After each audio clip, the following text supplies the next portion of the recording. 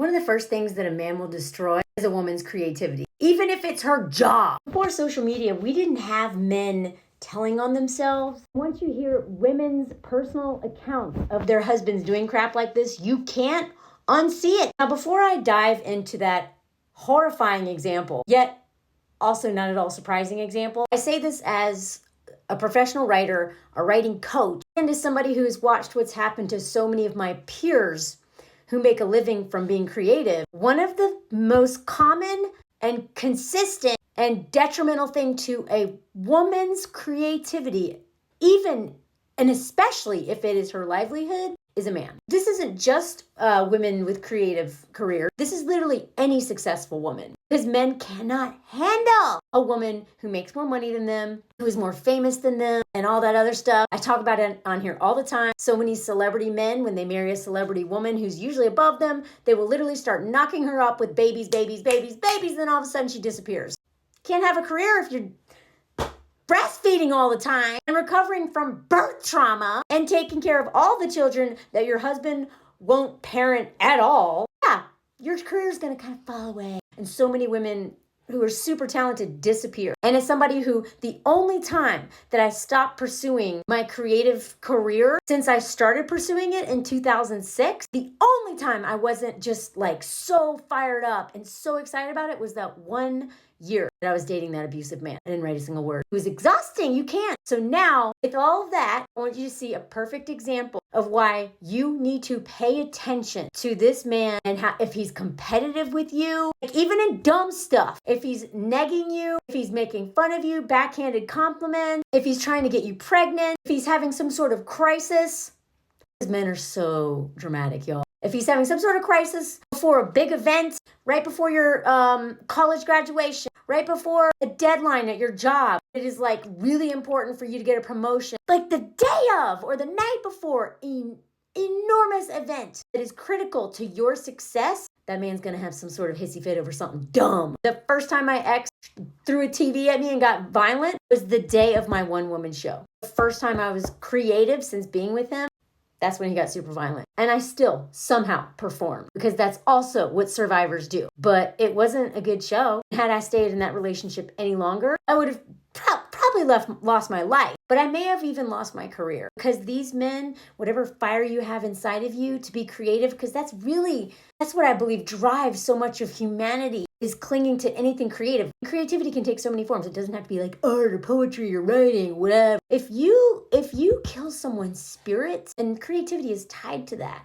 it's like being the Walking Dead. But if you don't believe me, let's just read it from this man's own word. My wife is an accomplished author who holds down a full-time job in an unrelated field, mostly for benefit. Okay, so look, she makes her living as an author. Anybody knows how hard it is to actually make money from writing? This is huge. Like a lot of US Americans, seems like she has this unrelated field job to pay for health insurance because he probably doesn't have it. Like, why aren't his benefits covering her? That's strange. That tells me that he either is unemployed or has a crappy job. Anyway, but also they have a child. So when we had our first child last year, we agreed, okay, that she would pause her writing career because something had to go with the baby at home.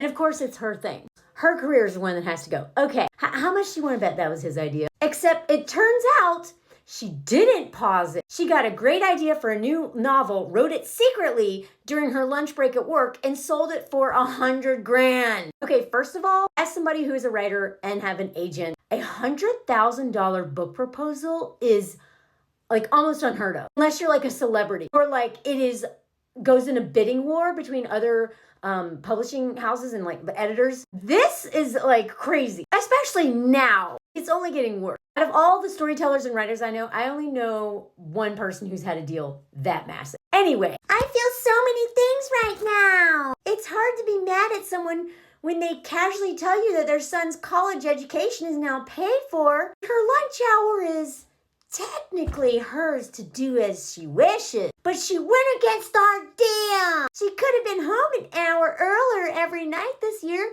if she hadn't done this project. And when I think back on all the times that she's been tired or grumpy in the past year, I now blame the book. Even though, it could have been caring for a newborn.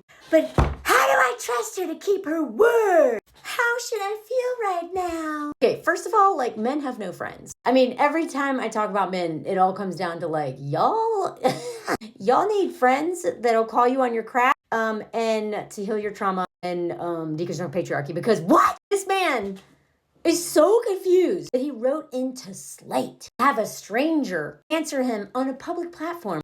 Like, he actually doesn't think that there's anything wrong with this. Like, he's not ashamed to put that in writing. Luckily, the person at Slate was like, you're ridiculous. Like, it's not technically hers. It's 100% completely hers to use as she wishes. What's wrong with you? This is her lunch break. Like, she could have actually eaten lunch or, rested her eyes or hung out with her coworker. Just had a moment of peace from working this job to pay for the benefits that you clearly don't provide. But no, she needs to create. She's a new mom with a newborn and has no time at home, probably because you probably aren't doing crap. She's already given up her career. So you know what? During lunchtime, she's allowed to write. And as they said here, she agreed to give up her writing career. Part of the agreement was that she wasn't just not going to write, because believe it or not, creative people like to create not just to make money too. That's literally why we got into this. Nobody would ever become a writer if you were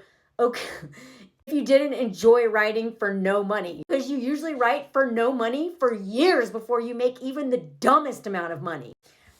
The deal was that she would not use her time at home to write, but to focus on the baby. And even with this deal in place, she didn't owe you and the baby every ounce of her energy or a full account of how she spends every moment of her day. Plus, sounds like you're probably leaving a lot of stuff out, buddy. You could have probably skipped out on stuff too to be home to take care of the baby. And then this is what the real problem is, as it's called out. You need to do some soul searching. Are you jealous? Are you disappointed in your own productivity? Like, bro, get a therapist, basically. Because if you actually think this is something you should complain to your wife about, ruin this moment for her and damage your relationship with this dumb complaint, good luck with that, basically, is what this is saying. Insecure men are the most dangerous people in the world. They are the ones who feel the need to prove something all the time. Those are the ones who are insecure men.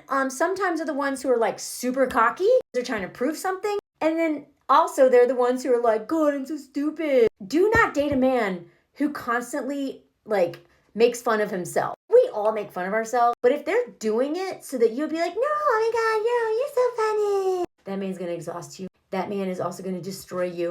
Like your mental health, your career, that man will make you pay for how much he hates himself. Because of patriarchy has taught men that they are the prize, and yet they're so jealous of women. And so when they see a woman that they're jealous of, they cannot handle it. It's like, but I'm supposed to be the best, but she's more amazing than me. But what about me? King baby! And so they will do whatever they can to knock you down, and they'll ruin your whole life, or they might even take it. And they'll also cheat on you, because insecure men need the constant validation of women. And the minute you stop being like, oh, you're amazing, they'll go find it somewhere else.